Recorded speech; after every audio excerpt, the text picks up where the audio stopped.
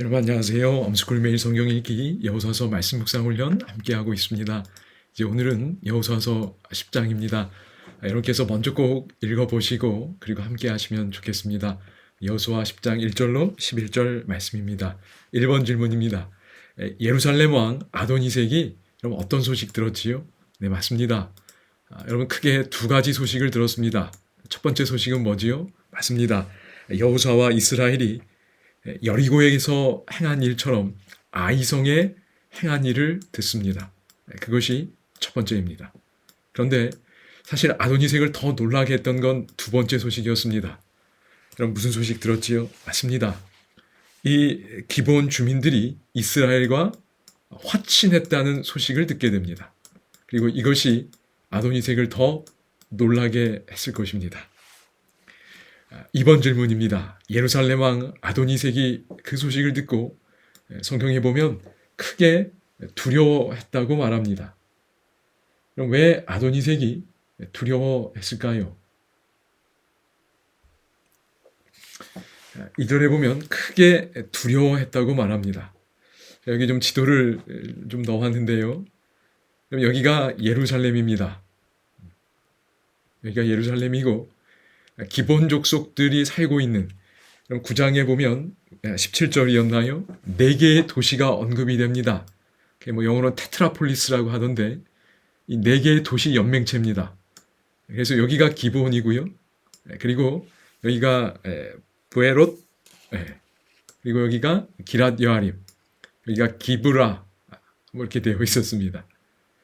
그러니까 여기서 예루살렘에서 기브온까지 대략 한 10km 정도가 된다고 합니다.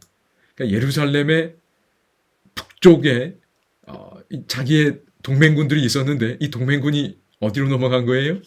이스라엘로 넘어간 겁니다. 그래서 아도니색이 더 크게 당황하고 두려워했던 것으로 보입니다. 그 다음에 여기 이제 3번 질문입니다. 그래서 어떤 행동을 취하기로 선택했지요? 맞습니다. 여러분 읽으신 것처럼 아도니색이 그러니까 4왕이지요. 본인까지 포함해서 아모리 족속 5왕이니까. 그래서 여기 보시면 헤브론 왕에게 요청합니다. 그리고 또 어느 왕에게 요청했지요? 맞습니다. 여기 보면 야르뭇이라고 되어 있는 이 지역의 왕에게 또 요청합니다. 왕들의 이름은 여러분이 보시기 바랍니다. 여기 헤브론, 그러니까 예루살렘, 헤브론, 야르뭇. 그 다음에 여기 보면 라기스라고 있습니다. 여기가 라기스입니다. 라기스 왕. 그리고 마지막으로 여기 에글론이라고 있지요? 여기 에글로나. 이렇게 아모리 족속의 5왕이 연합하여 기브온을 치려고 합니다. 그것이 그가 선택한 내용이었습니다. 여기 보시니까 예루살렘 아래쪽에 있는 왕들의 연합군이 이제 기브온과 전쟁을 하기 위하여 오는 겁니다. 이건 곧 이스라엘과 싸우려는 거지요. 이제 그 다음 내용 보겠습니다. 하나님께서 여호수아에게 반복해서 말씀하신 내용이 있습니다. 사실 앞서서 아이성과의 전투 때 이미 말씀드렸던 내용입니다. 10장 8절에 보면 어떤 말씀이 있지요? 10장 8절에 보면 하나님께서 여호수아에게, 출동한 여호수아에게 뭐라고 하시냐면 그들을 두려워 말라. 그들을 두려워하지 말라. 내가 그들을 내 손에 넘겨주었으니 그들 중에서 한 사람도 너를 당할 자가 없으리라. 이렇게 얘기하셨습니다. 이게 10장 8절입니다. 한 사람도 너를 당할 자 없다고 그랬어요. 여러분, 이미 말씀드린 것처럼 오늘 우리에게 필요한 건 새로운 진리가 아니라 진리가 반복되는 게 중요합니다. 그런데 내 오늘 상황에 맞게 새롭게 와닿는 게 필요한 거지요. 그래서 여기 한 사람도 너를 당할 자가 없겠다. 이 말씀은 여러분 이미 여호수아 1장 5절에서 주어진 말씀입니다. 내 평생에 너를 능히 대적할 자가 없으리니 이렇게 말씀하셨어요. 이해되시겠지요? 이미 주어졌던 말씀이 한 번 가지고 안 되는 겁니다. 하나님은 계속 우리에게 그분의 약속과 말씀을 뭐 하시는 거예요? 맞습니다. 반복하시는 겁니다. 이게 중요합니다. 저희가 날마다 말씀을 보고 해야 하는 이유가 바로 여기 있습니다. 이게 정말 우리 마음에 와닿으면 그럼 그게 정말 하나님이 오늘 내게 말씀하시는 거예요. 강력하게 말씀하시고 그 하나님의 강한 힘을 우리가 분명히 느끼게 될 것입니다. 필요한 게 뭐라고 그랬지요? 맞습니다. 기억나시지요? 영어로 하면 not new truth, 새로운 진리가 아니라 old truth, 이미 예전에 주어진 진리입니다. 그런데 어떻게 됐어요? 새롭게 applied, 적용된 겁니다. to our current need, 이렇게 되는 게 정확한지 모르겠습니다. 하여튼 그래서 영어 이렇게 표현해 죄송합니다. 근데 또 영어가 더 와닿는 분들도 있을 것 같아서 새로운 진리가 필요한 게 아니고 old truth, 옛날 진리인데 중요한 건 뭐예요? 새롭게 우리 마음에 현재의 상황에 맞게 새롭게 적용되는 그런 진리입니다. 여러분 여호수아가 얼마나 두려운 마음이 또 들었겠습니까? 그러니까 하나님께서 이렇게 하셨으리라 생각이 됩니다. 그 내용 다시 한번 반복해 봤습니다. 그러므로 이게 10장 8절이었잖아요. 그래서 여기 다시 한번 이제 질문하게 됩니다. 10장 8절과 9절은 어떤 관계로 이해하면 좋을까? 10장 8절과 10장 9절이 뭔가 연관이 있어 보입니다. 여러분이 성경 이미 보셨겠지만 잠깐 한번 보겠습니다. 여러분도 여러분의 성경을 좀 보시면 좋겠습니다. 이 화면이 작으니까요. 여러분 성경 보시면 여러분 여기 보시면 방금 봤던 8절입니다. 그지요? 오래된 진리를, 이미 주어진 진리를 새롭게 그의 마음에 새겨주셨습니다. 아무도 너를 당할 자 없으리라. 그런 다음에 9절에 어떤 내용이 나오지요? 여호수아가 길갈에서 밤새도록 올라가 갑자기 그들에게 이르렀다고 말합니다. 여기 보신 것처럼 이제 이 여호수아는 이쪽 길갈에서 아마 이쪽으로 가는 겁니다. 길갈에서 이쪽으로 어떻게 됐어요? 밤새 갔습니다. 밤에 여기가 말씀드린 것처럼 올라가야 돼요. 한 1000m 가까이 됐을 겁니다. 등산을 밤에 하는 겁니다. 밤새 올라가는 거예요. 그리고 뭐 했어요? 밤새 올라갔는데 가자마자 또 기습 공격하는 겁니다. 그러니까 하나님이 승리는 약속하셨지만 이스라엘 백성들이 밤에 행군해야 했습니다. 그죠? 그리고 기습 공격했어요. 여러분 이런 지혜와 용기가 어디서 나왔을까요? 맞습니다. 방금 봤지요? 하나님이 그의 마음에 내 평생에 너를 능히 대적할 자 없다 했다. 이 말씀을 그의 마음에 새롭게 새겨준 겁니다. 그러니까 여호수아가 어떻게 됐어요? 맞습니다. 더 용기도 내고, 그지요? 굉장히 지혜도 발휘해서 공격하게 된 걸 봅니다. 여러분, 여기 이제 이 연관된 질문입니다. 하나님이 일하실 때 인간의 역할은 축소된다. 그럼 맞을까요? 틀릴까요? 저는 개인적으로 틀리다고 생각합니다. 하나님이 일하실 때 인간의 역할도 어떻게 돼야 돼요? 저는 거기에 비례하여 커질 수 있다고 믿습니다. 승리는 하나님이 주시지만 하나님은 인간이 해야 할 일을 대체하지 않도록 하실 것입니다. 방금 본 것처럼 기습 공격을 해야 됐어요.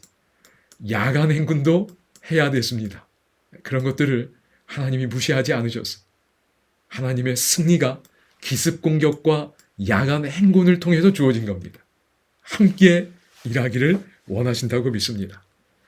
그래서 하나님이 일하실 때 참 인간의 역할이 너무 작은 건 사실입니다. 그렇지만 하나님은 우리가 성장해 가기를 원하시는 것 같아요. 하나님은 무한하시기 때문에 우리가 아무리 커진다고 해도 이 강력은 뭐 정말 제가 감히 이렇게 좁혀갈 수도 없을 정도일 겁니다. 그러나 하나님은 우리가 이렇게 점점 성장해 가는 걸 기쁘게 바라보실 줄로 믿습니다. 그래서 오늘 하나님께서 우리에게 승리를 약속하실 때 우리가 할 일을 분명히 주시고 그 일을 우리가 잘 할 수 있도록 도와주실 것입니다.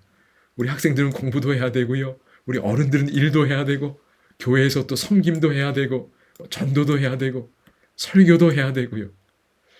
그런 역할들이 하나님과 함께하면 행복할 줄로 믿습니다. 이제 그 다음 질문입니다. 이것도 여러분 여기 보시면 언약 당사자, 그지요? 이스라엘 기본이 언약을 맺었습니다. 그리고 하나님의 이름으로 맺었고 하나님 안에서 이루어진 일이니 각자의 역할이 있었습니다. 그러니까 언약 당사자가 되었을 때 그 역할을 잘하는 게 중요합니다. 여러분 기본은 먼저 어떤 역할을 했지요? 여기 보시면 기본이 먼저 그 역할을 잘해야 됐습니다. 여기 보면 쳐들어왔다는 걸 알았을 때 기본 사람들이 길갈 진영에 뭐 했어요? 사람을 보내었습니다. 그리고 호소합니다. 당신의 종들 돕기를 더디게 하지 마시고 속히 올라와 우리를 구하소서. 그리고 어떤 어려움에 처했는지 이야기한 겁니다. 이해되시겠지요? 전령을 보냈습니다. 도움을 요청했어요. 그게 기본이 할 일이었습니다. 전령을 요청한 것. 보내서 형편을 아뢰고 도움을 요청하는 겁니다. 그럼 이게 우리가 기도하는 일이지요. 이게 우리가 하나님과의 관계에서 우리가 해야 될 일입니다. 그럴 때 이스라엘은 어떻게 했지요? 이스라엘은 7절에 보면 이스라엘이 어떻게 했지요? 즉각적으로 여호수아가 모든 군사와 용사와 더불어 길갈에서 올라갔다고 이야기합니다. 출동하는 겁니다. 그지요? 언약 관계이기 때문에 그 의무를 다 해야 했습니다. 이제 그럴 때 하나님도 역할을 하시는 겁니다. 그지요? 그래서 아까 보면 8절에 여호수아에게 말씀해 주시고 용기 주시고 격려해 주셨습니다. 승리를 확신하게 하셨어요. 그것이 하나님이 하신 일입니다.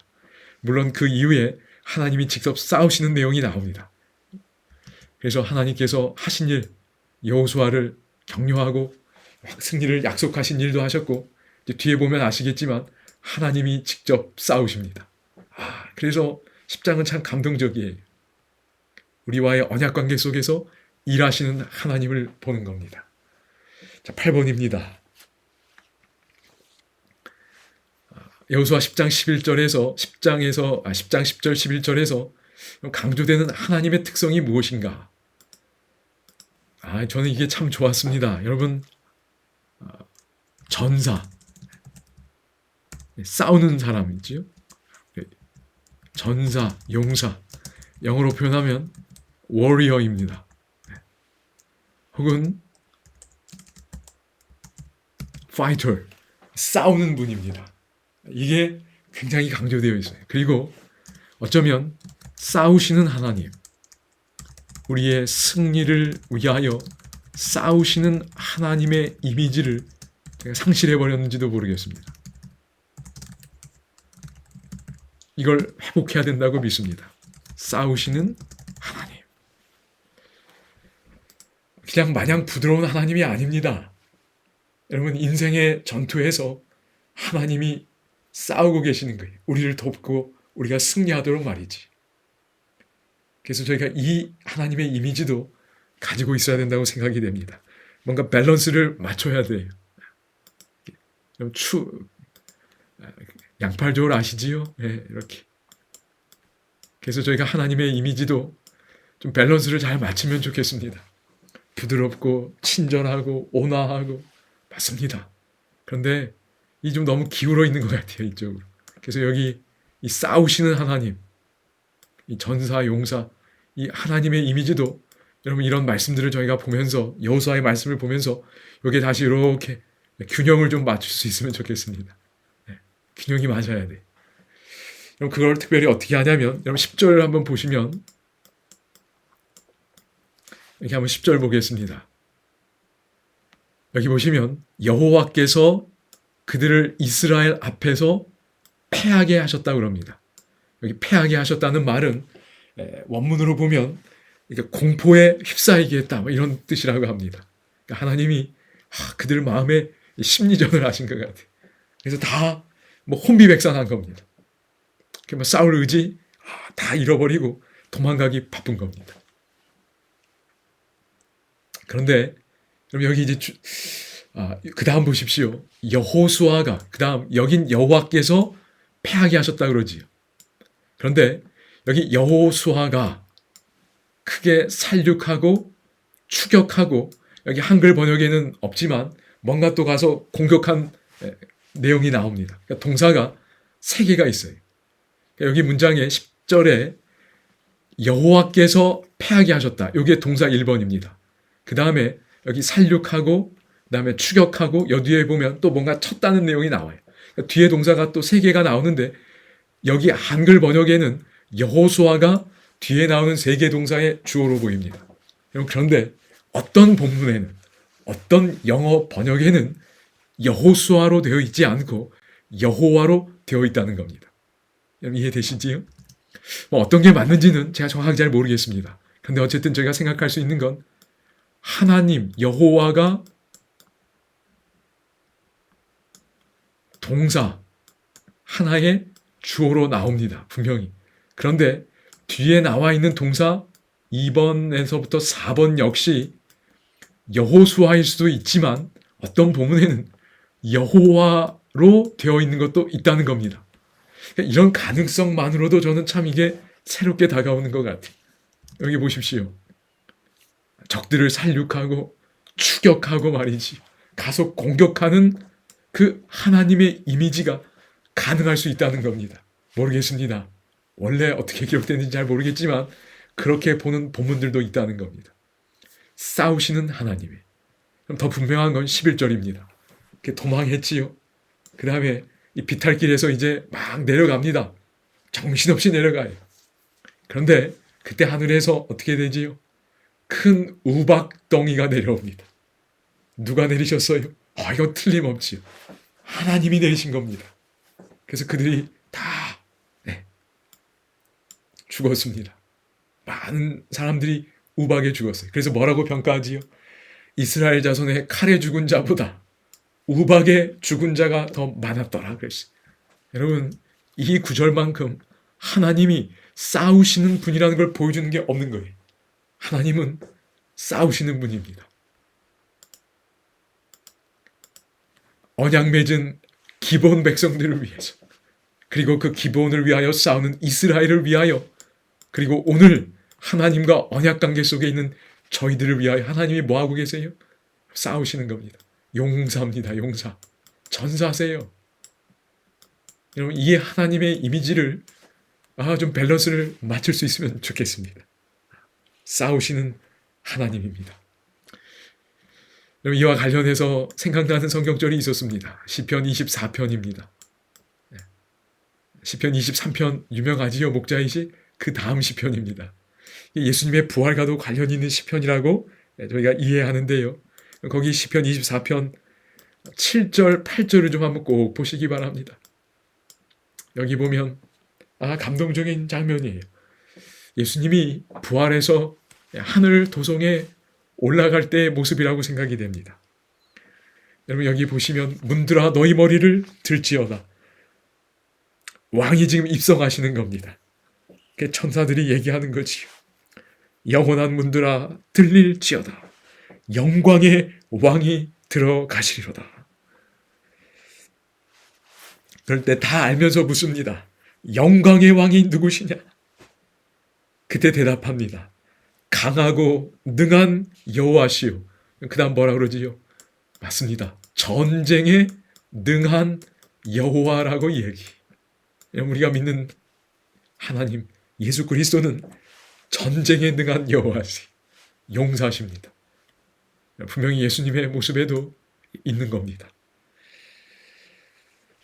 이 이미지가 저는 참 요 여호수아를 보면서 제일 참 와닿는 부분 중에 하나입니다. 네, 이제 시간이 또 아이고 또 벌써 20분이 다 돼갔습니다. 네, 이제 이렇게 좀 마무리하겠습니다. 제가 일부러 서둘렀는데도 그럼 중심사상 뭐라고 하면 좋을까요? 뭐 간단하게 보면 전쟁에 능하신 하나님,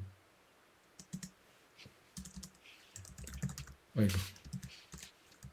전쟁에 능하신 하나님이 오늘 우리를 위하여 싸우신다.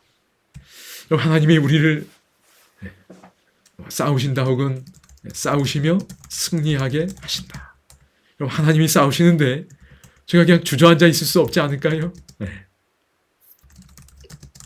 여러분 용기 내셔서 하나님 바라보시며 여러분 오늘 우리도 인생의 매일의 전투에서 승리할 수 있어야 할 것입니다. 하나님이 함께 하시면 여러분 왜 승리하지 못하겠습니까? 오늘 우리도 매일 승리할 수 있습니다. 갈라디아 2장 4절입니다. 갈라디아 2장 4절에 보면 어떤 말씀이 있나요? 여러분도 꼭 찾아보시기 바랍니다. 여기 보면 여러분 우리가 그리스도 안에서 자유를 누리고 있는데 이 자유를 엿보고 종으로 삼고자 하는 시도들이 늘 있다는 겁니다. 삼고자 함이로다 이런 내용이 나옵니다. 여러분 전쟁에서 지면 종이 되는 겁니다. 그러나 우리가 하나님이 주시는 그 자유를 날마다 누리고 더 지키기 위하여 그리스도 안에서 승리를 경험할 수 있게 되기를 소망합니다. 싸우시는 하나님 얼마나 감사한지 감사합니다.